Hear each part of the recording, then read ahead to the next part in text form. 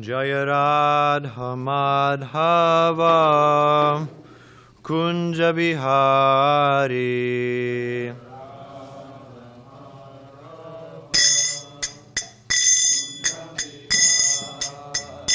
Jaya Radha Madhava Kunja Bihari.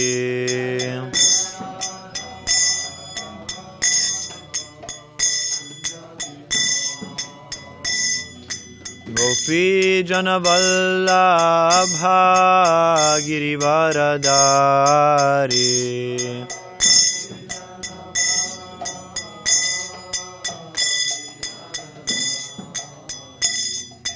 Gopi Janavallabha Girivaradari.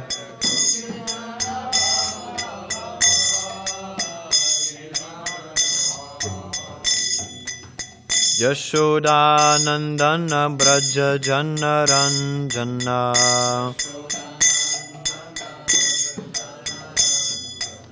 Yashodanandana Braja Janaranjana.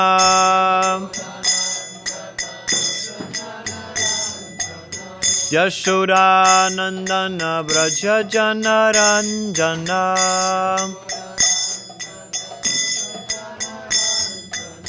Yamunatira Vanachari.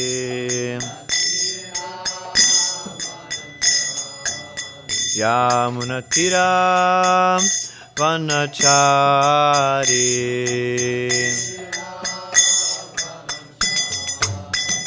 Jaya Radha Madhava Kunja Bihari.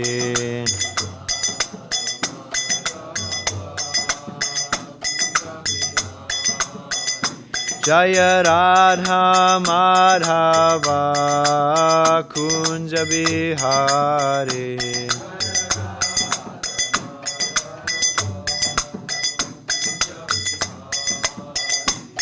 Jaya Gopi Janavallabha Girivaradari.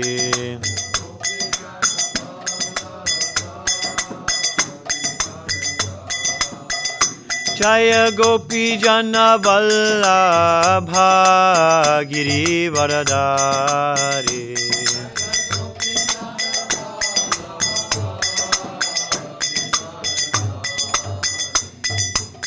Yashodanandana Braja Janaranjana.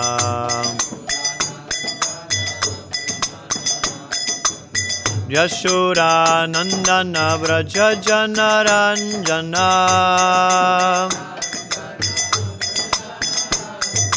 Yamunatira Vanachari. Yamunatira Vanachari.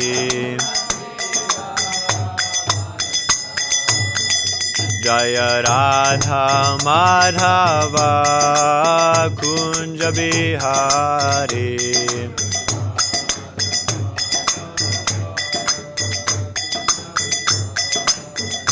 Jaya Radha Madhava Kunja Bihari.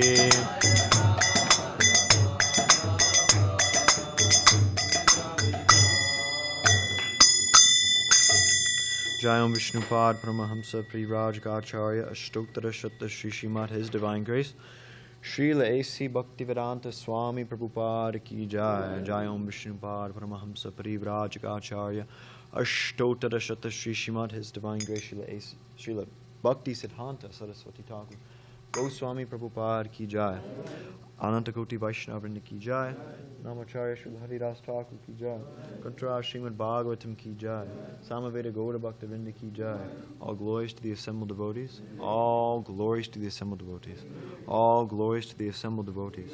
All glories to the divine lotus feet of Sri Sri Guru and Gauranga. All glories to Srila Prabhupada.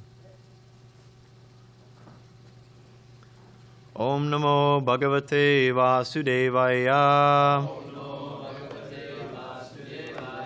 Om Namo Bhagavate Vasudevaya. Om Namo Bhagavate Vasudevaya. Okay, we are reading from the Srimad Bhagavatam, Canto 5, Chapter 6, Text number 4. Nityam dadati kamasya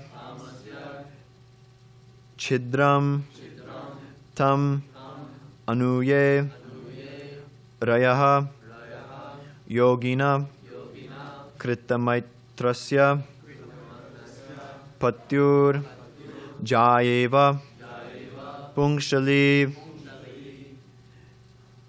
nityam dadati kamasya chidram tam anuye rayaha yogina kritamaitrasya patyurjayeva pungshali nityam dadati kamasya chidram tam anuyerayaha yogina kritamaitrasya patyurjayeva pungshali nityam dadati kamasya chidram tam anuyerayaha yogina kritamaitrasya patyurjayeva pungshali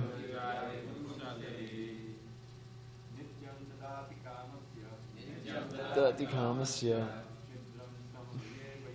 chidram tam anuyerayaha yoginam kritamaitrasya patyurjayeva pungshali dadati kamasya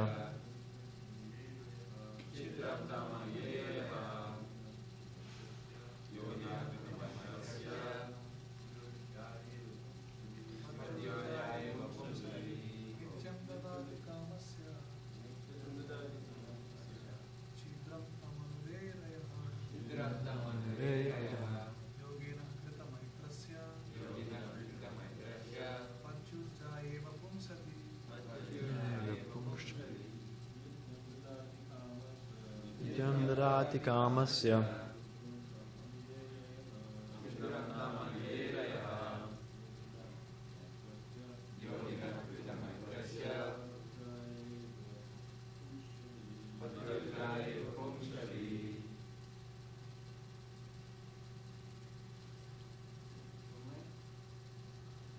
Zoomland.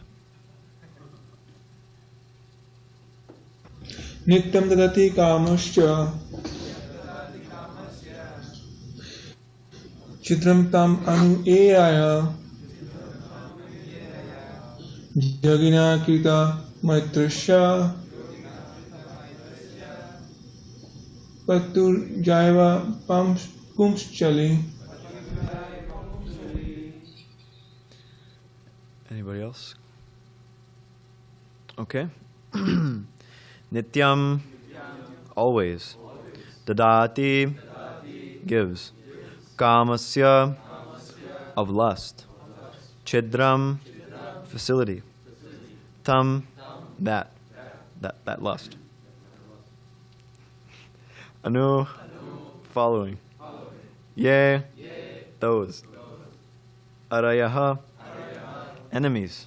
Yoginaha, of the yogis or persons trying to advance in spiritual life.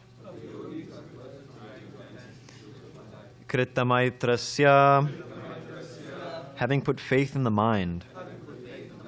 Patyuhu, of the husband.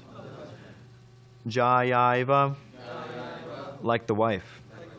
Pungshali, who is unchaste or easily carried away by other men. Translation and purport by His Divine Grace Srila A.C. Bhaktivedanta Swami Prabhupada.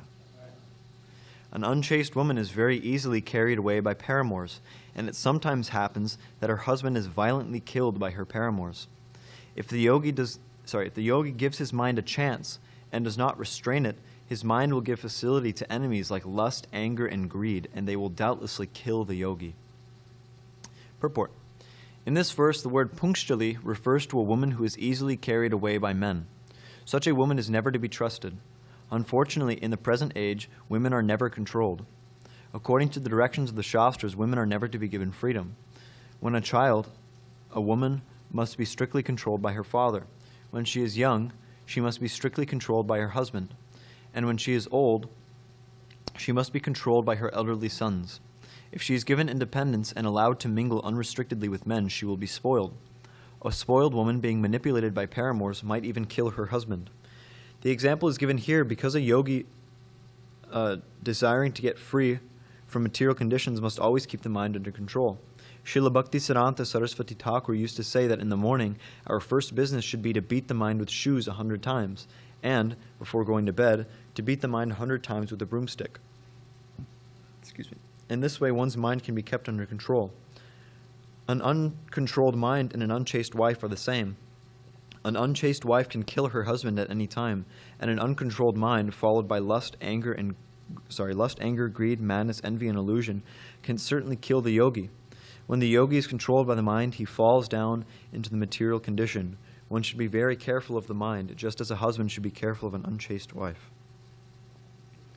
Om Ajnanatimirandasya Jnananjana Shalakaya Chakshurum Militam Yena Tasmai Shri Gurave Namaha Shri Chaitanya Manobhishtam Sthapitam Yena Bhutale Swayam Rupa Kadamayam Dharati Savarantikam Vandeham Shri Guru Shri Yuta Padakamalam Shri Gurun Vaishnavangscha Shri Rupam Sagra Jatam Sahagana Raghunathan Vitam Tam Sajivam Sadvaitam Savadutam Parijana Sahitam Krishna Chaitanya Devam Shri Radha Krishna Padan Sahagana Lalita Shri Vishakan Vitangscha He Krishna Karuna Sindho Dina Bandho Jagatpate Gopesha Gopika Kanta Radha Kanta Namostate Tapta Kanchana Gaurangi Radhe Vrindavaneshwari Vrishabhanu Sute Devi Pranamami Hari Priye Vancha Kalpatarubhyascha Kripa Sindhubhye Evacha Patitanam Pavanebhyo Vaishnavebhyo Namo Namaha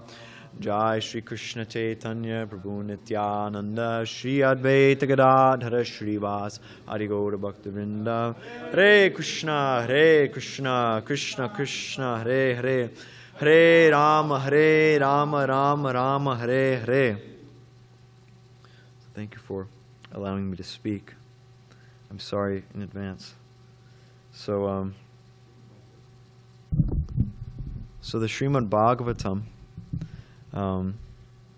discusses many topics. It's a very discusses threadbare many topics very scientifically, and not just spiritual topics. Of course, everything in the Bhagavatam points to pure devotional service, but there are certain, there's practical, social, political, even, also spiritual. So many things are discussed. Because the point of Bhagavatam is that it's like Maharaj says, it's news we can use. Srimad Bhagavatam is spoken for the benefit of the fallen conditioned souls in the age of Kali. So it's practical knowledge, and it discusses everything very scientifically. So in this verse, the mind is compared to an unchaste woman, and the specific word used is punkshali. And actually, in the lecture Prabhupada gave on this verse, in I think I forgot what year, maybe 1976 or something. But he describes that Shastra describes three kinds of women, and a punkshali being the worst kind of woman. Punkshali means like a very very low class woman. Specifically in the word by word, it's translated as a woman who's unchaste or easily carried away by other men. So, punkshali, practically, there are many punkshtalis, especially in the Western world now, due to the influence of the age of Kali. And this is as a result of women being unprotected. It says in the purport that, Manu Samhita describes that a woman should always be protected, first by her father, then by her husband, then by her older sons when she's older. And this is This is generally for her benefit, but also for the benefit of the society at large. Because actually the society depends, the social order depends on good women. Because good women create good progeny. And so it's described that that if the women become polluted, the women of the society become polluted, it creates Varna Sankara. Varna Sankara meaning unwanted population. Unwanted in the sense, basically meaning uncivilized or godless civilization, godless population. Prabhupada says in a purport to the Bhagavad Gita, chapter 1, verse 40, he said that good population depends on the chastity and faithfulness of its women. So women have a very important role in the social order. And so yeah, when women become polluted, the social order becomes filled with all kinds of disturbances. Godless people, they don't do yajna, they don't do their prescribed duties. So many things, it just disturbs the whole thing and ultimately degrades the whole society.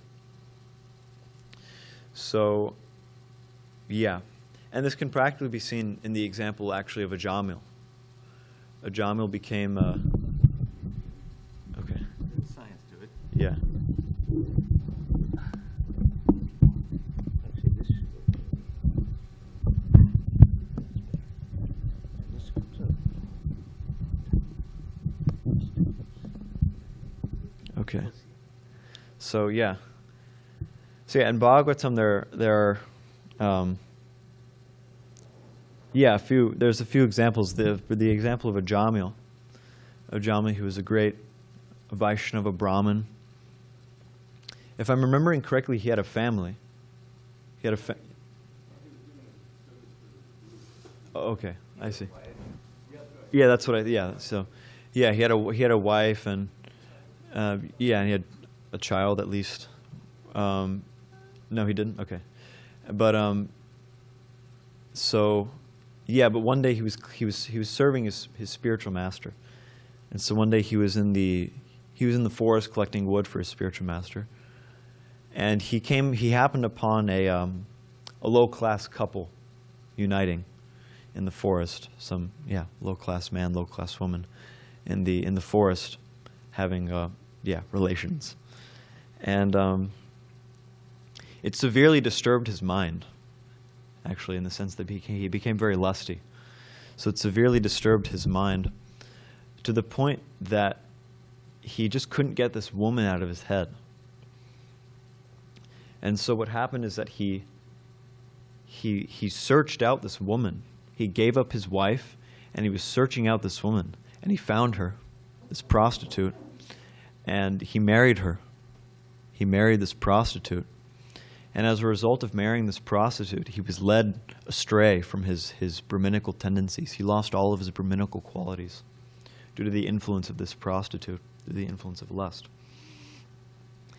So, the word that's used in the Bhagavatam is he became Dasi Pati. Dasi Pati means the husband of a prostitute. And so the mind is also, in this verse, it's compared to a prostitute. Because prostitutes, they just go here and there to enjoy, different men. And they, at one moment they're accepting one man, then rejecting him, and then accepting another and rejecting him. And so similarly, the mind is in the business of sankalpa and vikalpa, accepting and rejecting. So the mind, it goes here, and it finds something, and it just, squeezes all of the so-called nectar out of it.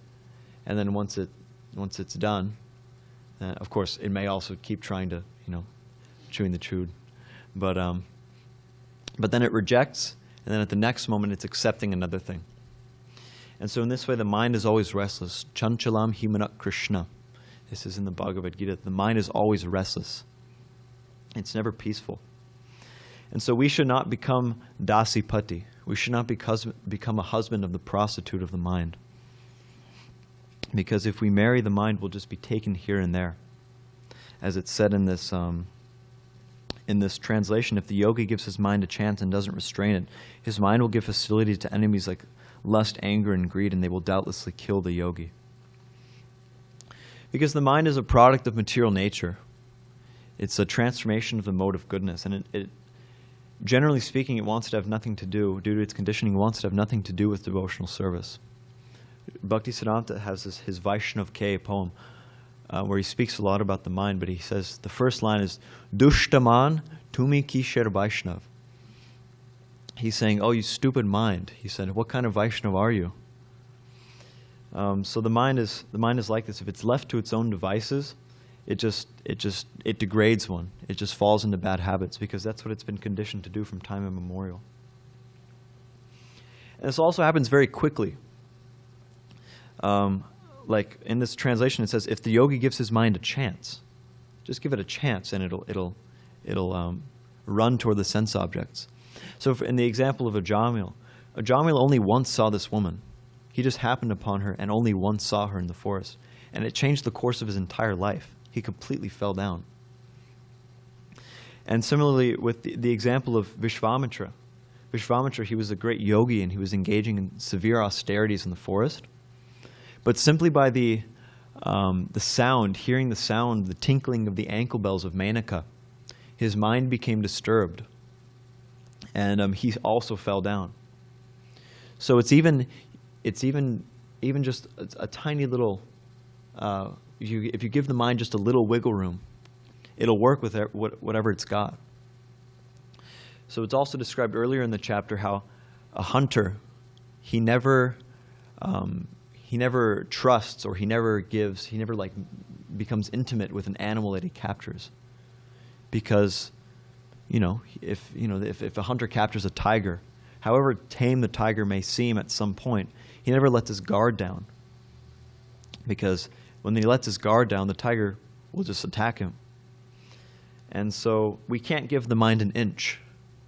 There's a phrase, when somebody, if you give somebody a little bit and then they want a lot, they're taking advantage of you.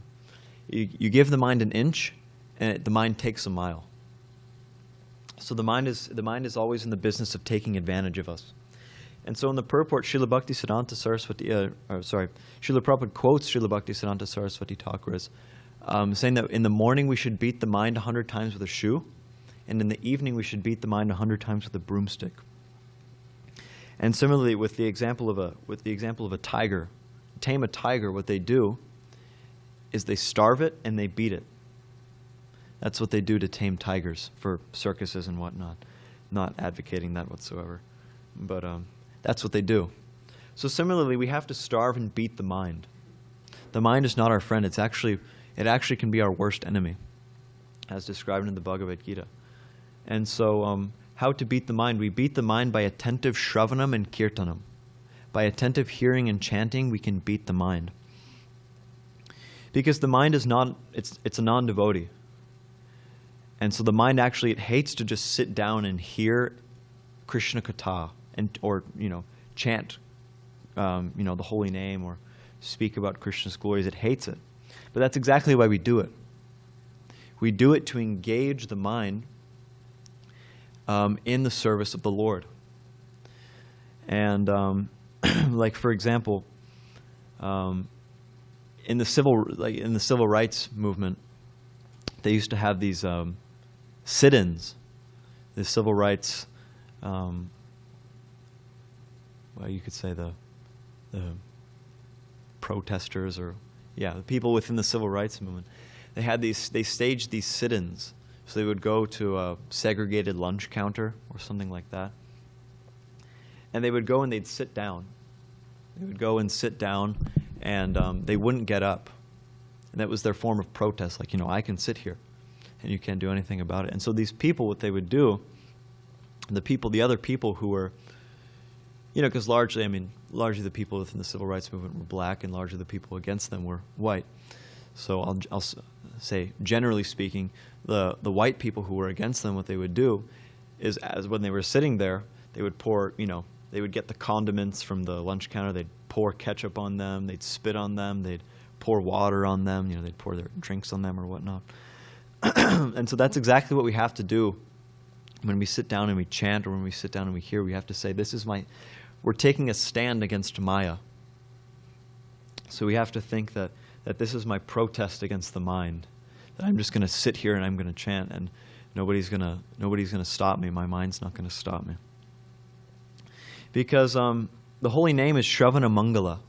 Everything auspicious can be achieved just by hearing it.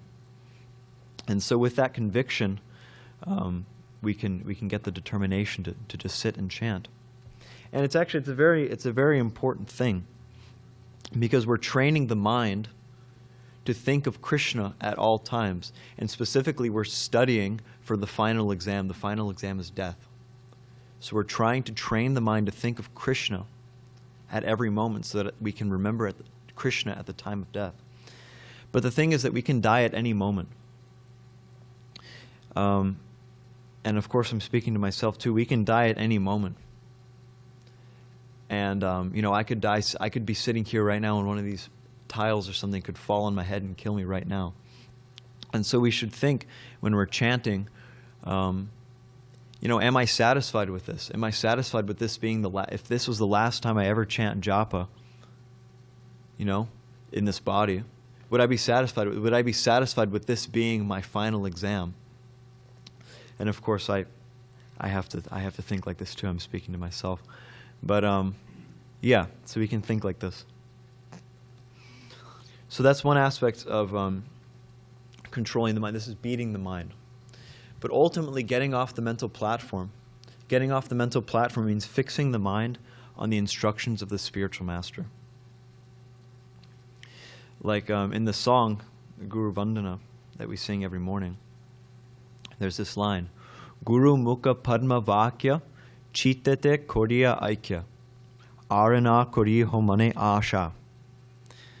That we have to make the words coming from the lotus mouth of the Guru, we have to make them one with our consciousness.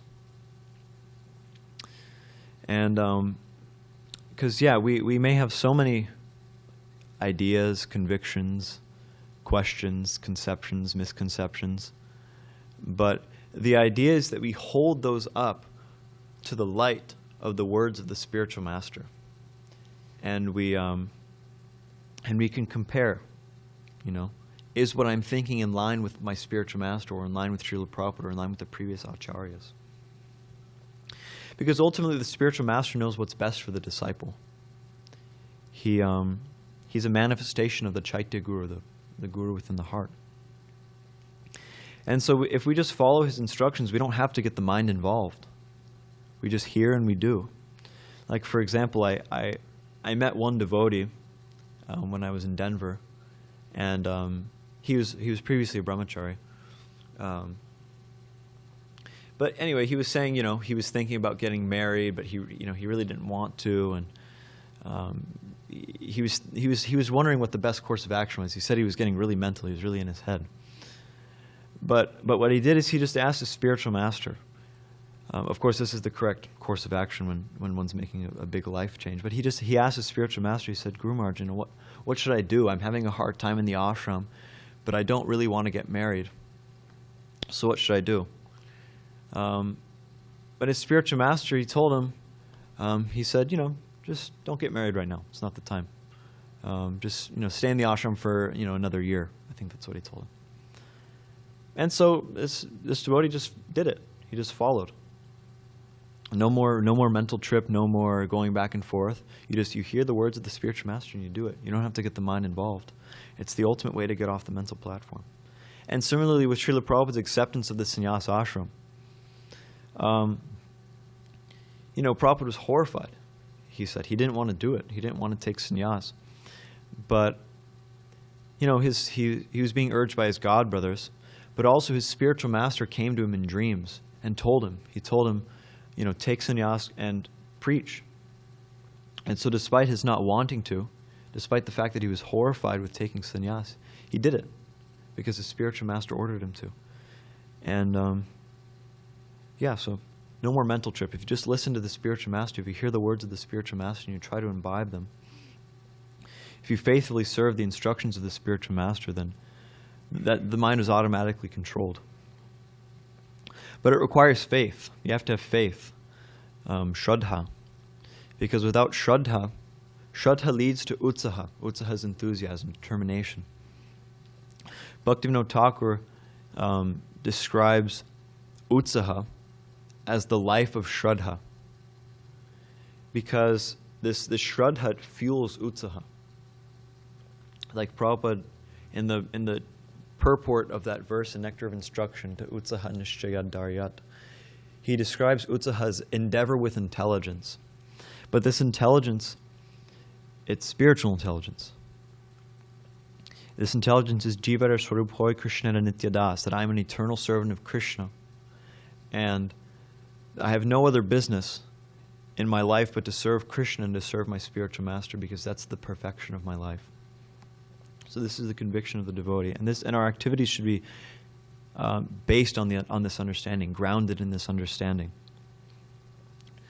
Because, it's like a car. If you have a car, the car may work. It may be, an able car. But if you don't have fuel to put in the car won't move.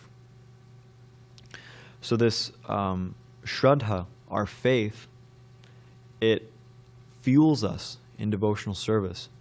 Because, like they say, if you want to sell something, you got to believe in the product. So we have to actually believe in Krishna consciousness in order to have the enthusiasm to actually carry out the process. And of course, if we don't, we can also do it as a matter of duty. That's another way. But ideally, we should have, some faith in Krishna consciousness. Otherwise, we won't be able to continue long term. And so we have to develop faith in Krishna, but also we have to develop faith in the spiritual master. We have to develop Guru Bhakti. We have to develop the same kind of devotion that we have to Krishna, we should develop for the spiritual master, because the spiritual master is Sakshad Harit Vena Samasta Shastra. All the Shastras confirm that that the Guru, the spiritual master, he's non-different from Krishna in the sense that he's the representative of Krishna.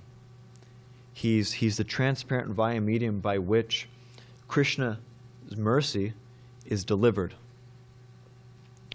And so this is very important. In worship of the devotee, in the 11th canto of Srimad Bhagavatam, it said, Mad Bhakta Puja Badika. Worship of the devotee is actually better than the worship of Krishna.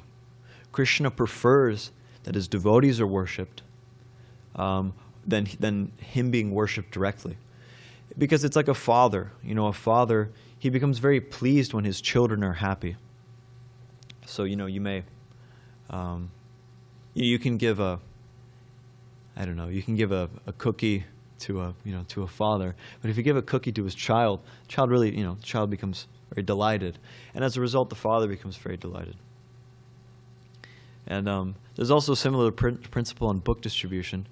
One devotee one time told me, I don't exactly remember who, but if you compliment people's dogs, they really like that. So if you because people are super attached to their dogs. So if you compliment somebody's dog, like, wow, I really like your dog, that's like the best dog I've ever seen, they become very pleased and they become favorable. I think Prabhupada says, if you love my dog, I love you, or something. Yeah, love me, love my dog, yeah. So, so similarly, Krishna is very pleased with his devotees being worshipped. And the spiritual master, he's Sevaka Bhagavan. He's the supreme personality of servant or Godhead. He's the most intimate devotee of the Lord. And so we have to develop devotion toward him. He's the incarnation of Krishna Kripa. He's the incarnation of Krishna's mercy. He's Krishna's mercy personified.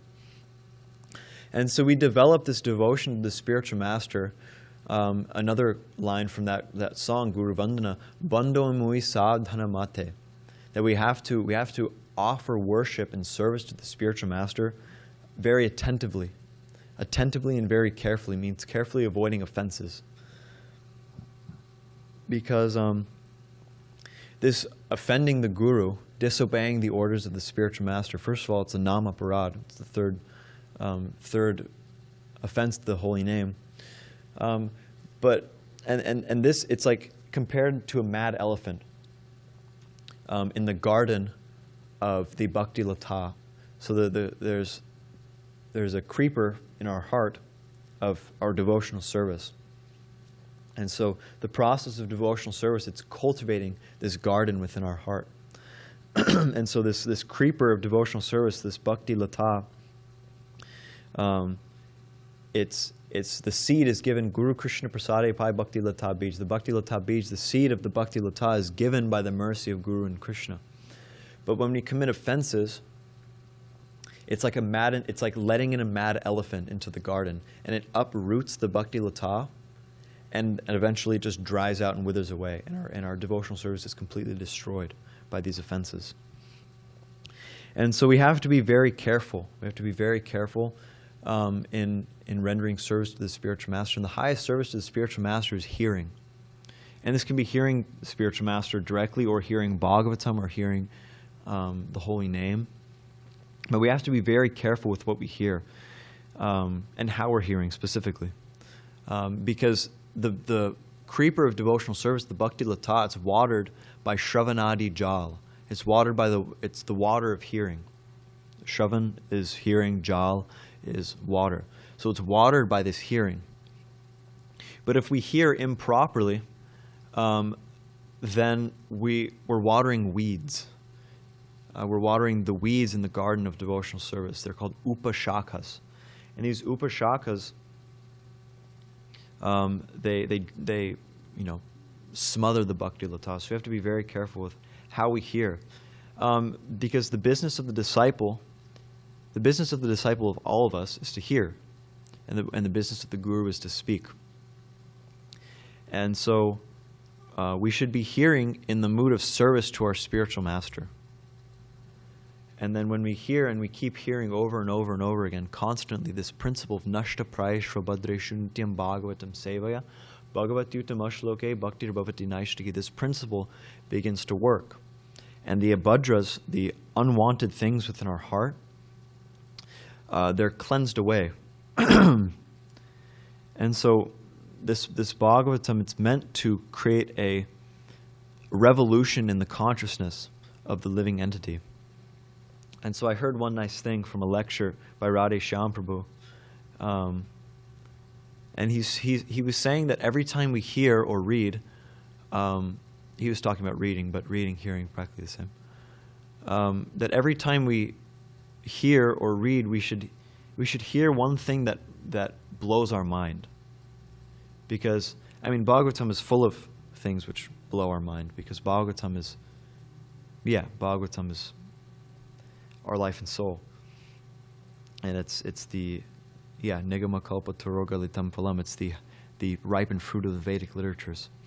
So and if we're not having our minds blown, if we're not having at least one, kind of aha, light bulb moment, then we should understand that we're not really being nourished by our hearing. So I thought that was an interesting point. And so, so if we're hearing improperly, we're watering these upashakas, these unwanted, these weeds in the garden of devotional service. Because we become, we may memorize some shlokas, or we may, remember a pastime, or something of that sort. But we become puffed up. We gain some knowledge and we become puffed up. And these weeds in the garden, they are, among other things, desire for name, fame, adoration, labha, puja, and pratishta. And so the nature of the mind is that it wants to latch on to and enjoy anything. So even in executing the process of devotional service, anarthas may be, we may be cultivating anarthas, we may be cultivating unwanted things, if we're not careful. So, and the main thing is this desire for name, fame, and adoration.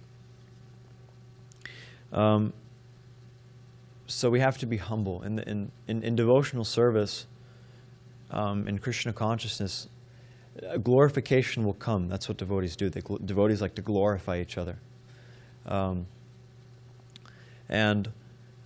So this glorification will come, but the idea is that we shouldn't accept it. We shouldn't take it to heart. Because if we accept it, then actually we're thieves. Because we're not the doers. But like Srila Bhakti Siddhanta Saraswati Thakur, he was criticized by some people because he had a different mood externally from his spiritual master. His spiritual master was Gorky Shordas Babaji. And Gorky Shordas Babaji, he stayed in one place. He was very focused on he was a Bhajan Anandi. He was a true, real Bhajan Anandi. Meaning he stayed in one place and he chanted. He was focusing on his personal bhajan. And so Bhakti Siddhanta was criticized. You're going all these places, you're driving in cars, and you're doing so many things that your spiritual master didn't do, and that he wouldn't do. But Bhakti Siddhanta, he said that actually Gorky Shordas Babaji is my battery, that he's powering my preaching. And so just like the body is animated by the soul, our devotional service is animated by the mercy of our spiritual master, by Srila Prabhupada. So yeah, our spiritual master, he's by his mercy we're being carried on. It's like imagine like a race, like you're like a race car, like NASCAR or something. Like you're a passenger in a race car. And you're going around the track, and you win the car that you're in. The driver wins the race, and then you get out of the car, and you're like, yeah, and you're bragging to everybody how you won the race. But you weren't doing anything. You were just sitting in the passenger seat of the car, and somebody else was driving. And so it's a similar concept that if we accept the glorification that comes to us as actually belonging to us, then we're thieves. But this is the nature of the mind. The mind is always looking to enjoy this pratishta, this name, fame, and adoration. Bhakti Siddhanta, in that same poem, Vaishnav K, he says, Joder pratishta shukader Vishna. He says that this pratishta is like the stool of a she-hog. And so it's actually, we should reject it like it's something absolutely abominable. And we have to be very vigilant, because we have to constantly be, having introspection. And we should be weeding the garden of devotional service. We should be caring for it very nicely. Because the mind is very duplicitous. Devotees are arjavam, they're simple. But the mind is very duplicitous, because the mind's a non-devotee. The mind's always trying to cheat us out of devotional service. And so, although, like I mentioned, devotees are arjavam, they cultivate simplicity. We actually have to cultivate duplicity. We have to cultivate duplicity with Maya. Because otherwise, if we don't cultivate duplicity with Maya, then we won't be able to kick her away. We won't be able to shut her out of the garden within our heart. So what we have to do is we have to build a fence. We have to build a fence around the garden within our heart. And this fence is the association of devotees whose overwhelming mood is that of pure devotional service. And so we have to associate with devotees, because we're a product of our association. Because if we're absorbing, we're like sponges. If we're absorbing all kinds of different, sound vibration or associating with people, who are in the modes, we're affected by it. It drags us down. And so the devotees, there are protectors against Maya. So we should be surrendered to the devotees in understanding that they're the barrier that's holding back the tides of Maya. And just like the example is given that just like one stick is easily broken, if you have a bundle of sticks, it's very difficult to break. It's like safety in numbers. And so this association, it also means service. We should serve the devotees, because if we serve the devotees, then we'll be able to imbibe their qualities. And what's the quality of the devotees? The devotees love Krishna. And that's what we want.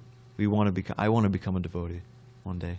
I know that. So we should serve the devotees, because then we'll be able to imbibe their qualities, which means we'll be able to love Krishna. We'll be able to, we'll be able to imbibe love for Krishna. Because it's like the devotees are like the gatekeepers to the storehouse of love of God. Without the good wishes of the Vaishnavas, you'll never be able to get into the kingdom of God. And there's a verse also, Ye me bhakta jana partha, na me bhaktash chate jana, mad bhaktanam chaye bhaktas, te me bhakta tamamataha.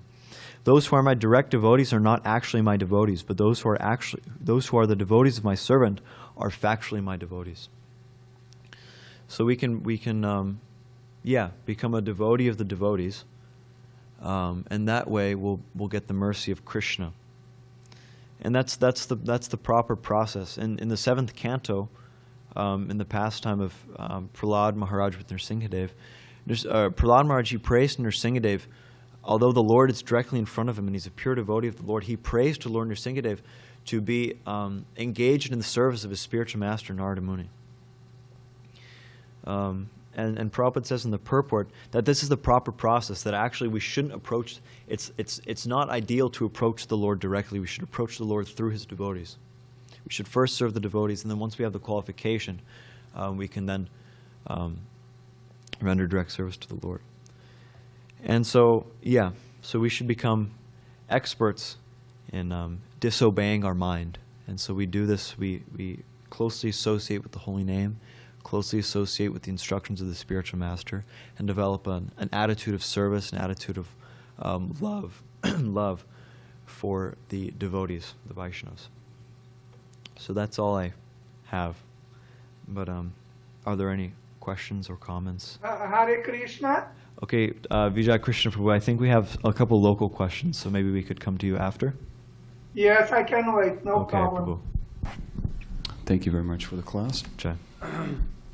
So in the purport it says that women should never be given freedom and they should be strictly controlled. So I would like to ask, what should be the qualities of a chaste woman nowadays? And the second question is just for general understanding. Is it possible for a woman to achieve perfection in life outside of marriage? Okay. Let me just find the section in Bhagavatam quickly, because there's in the 7th canto, Narada Muni he's describing different qualities of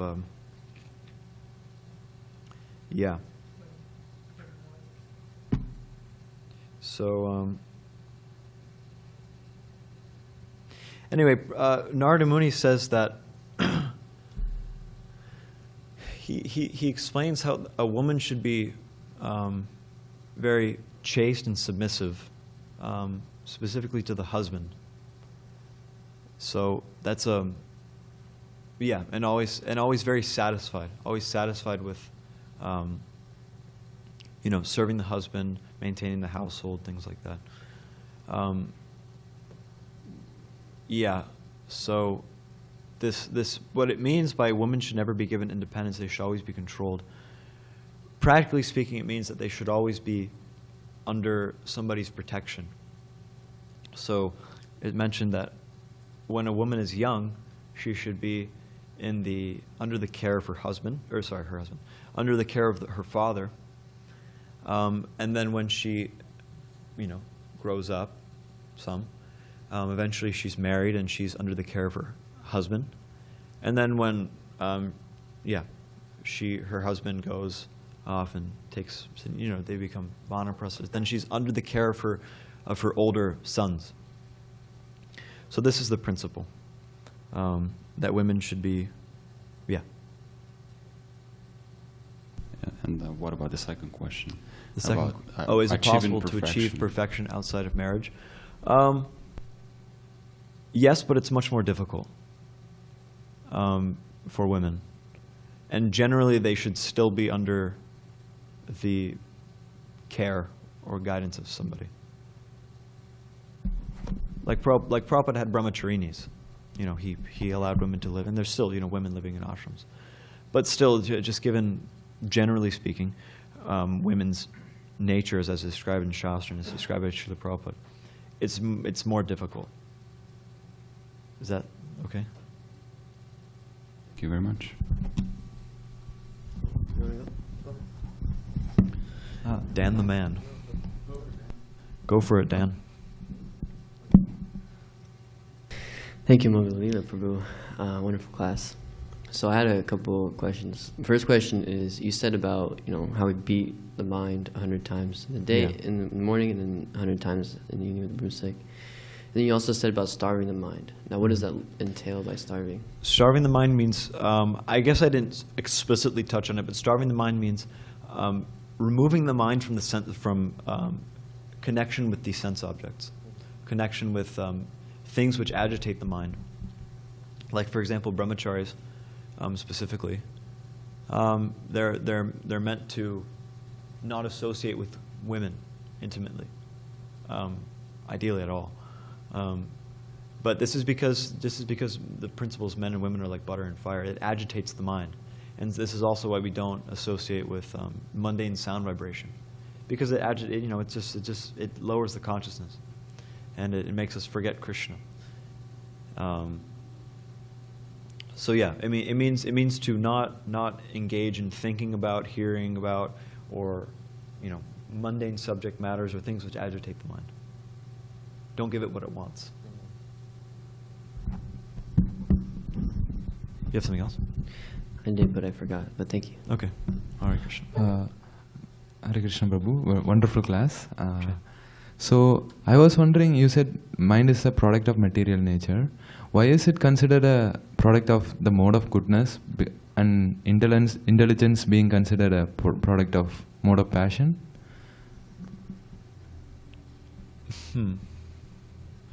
Vidar Prabhu, do you know? I'm not entirely sure. That's a good question. Do you know, Balaram Prabhu? You have a comment about that? Okay.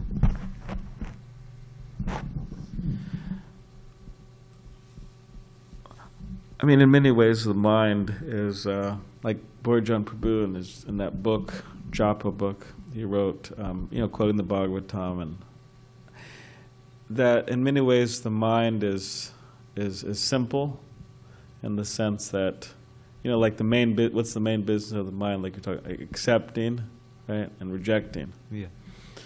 So in many ways, it's simple. So, in the mode of goodness, I don't know how I'm relating this, but in the mode of goodness, see with passion, right, or with intelligence, we're planning things, right? We're, like the mind's just kind of, you could say the mind's neutral. That's the point. The mind's neutral. The mind could go either way, right? It could become an enemy or become a friend. So it's neutral. So where's the intelligence? You could say it requires some passion, right? Like Mr. Bezos or whoever these guys are, these big, guns, right, in the material world. It required a lot of passion, and their intelligence is not sleeping. Their intelligence is really active. So, or you got like Lord Brahma. To create the whole universe, you have to be intelligent to do that, right? So in that way, the intelligence is more, you could say, can be seen as more produced by passion, and whereas the mind is more of a accepting, rejecting, goodness. But our minds can fall into ignorance. Our minds can fall into passion. Our minds could fall into goodness. But it's just being like explained that originally it's coming from goodness. So, anyways, I hope that kind of. That makes sense. Thanks, Balaram Prabhu. Now, who are these? You said there's 3 classes of women, Prabhupada says. Who are the 2 other classes? I'm just curious. Yeah, I Kumshali and so it's not just a side point. yeah. appears. Yeah. Let me see. He says.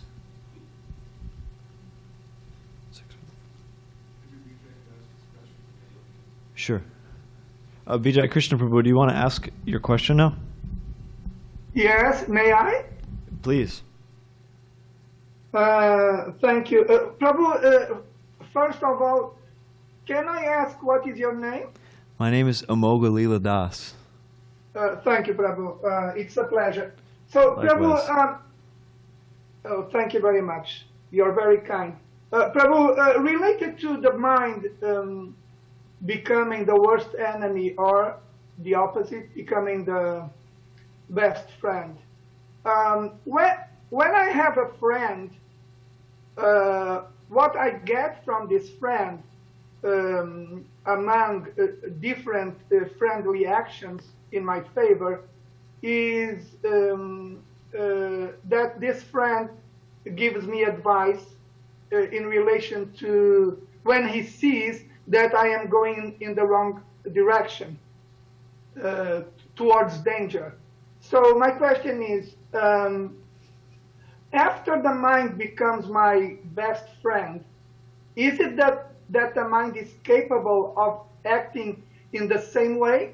Is it that I will find the mind giving me the best of advice in order for me to avoid becoming victimized by danger, or is it that only intelligence is capable of discriminating between what is good and what is bad in relation to my spiritual advancement? Okay, thank you for the question, Prabhu. You're welcome. So, up until the platform, I mean, even on the platform of Bhav, like Bharat Maharaj, he was on the platform of Bhav, but he still fell down because he became attached to this deer. So, anarthas may still be there. The mind may still fall into bad habits or bad ideas, even up to the platform of Bhav. So, maybe you can, I don't know, maybe you can trust the mind a little more as you make advancement, but still, generally we should understand that we're conditioned from time immemorial. So we should be very wary about just, trusting the mind in general. And generally we should use our intelligence, like I said, to hold up what we're thinking or whatever conceptions we may have with the instructions of the previous acharyas and the instructions of the spiritual master. Is that okay? That is your answer? Is that all right? Is that satisfying? Yes, Prabhu, better than all right. Wonderful answer to my question. Hare Krishna. Okay, Hare Krishna. Is there anything else? Huh? Hare Krishna, Prabhu. Hare Krishna. Dana very much. Hare Krishna, Prabhu. A very nice class. I just wanted to Hare Krishna. tell you, excellent class. Hare Krishna. Thank you so much. Bhakti Daniel. Dan the man. I figured out my second question. Okay, that's awesome. So you said about our hearing can actually be, it can listen to things and then not taking it, right? And so how do we correct, I guess, like, how do we fix the ears? Like, how do we fix it on understanding that we want to absorb what we want to hear? Well, whenever the mind goes somewhere, you just bring it back. You just have to sit there and you have to really make an effort that when the mind leaves, you bring it back. This is like, a way of beating. You have to drag it back. Like, there's a phrase, drag it back, kicking and screaming. Whatever the mind might say, just bring it back and just say, no, I'm going to focus. And you can also pray. You can also pray to Krishna, or pray to Prabhupada. Just please just give me the the strength, the ability to become absorbed and to hear properly. Is that okay? Go over on, Prabhu. Thank you for the wonderful class, Amogha Lila. So I just wanted to follow up. Were you able to find those two other types of women? Yeah, so the two other types, it's Svirini and Kamini. So Svirini, Kamini, and Punktali. So Svirini is, I'll just read the quote. So Prabhupada says, there are three kinds of women: Kamini, Svirini, and Punktali. Punktali. Svirini means free, freedom, nobody is controller. That is called Svirini. And Kamini means to attract, very much attract. And another, Punktali, living with man for some time, giving up, again another, again another. That is exemplified by the lightning. You have seen the lightning immediately within a second, from this cloud to that cloud to that cloud. So they are called Svirini, so three divisions. Similarly, there are divisions of men also. That's it. Okay, Grantaraj Srimad Bhagavatam ki jai. Srila Prabhupada ki jai.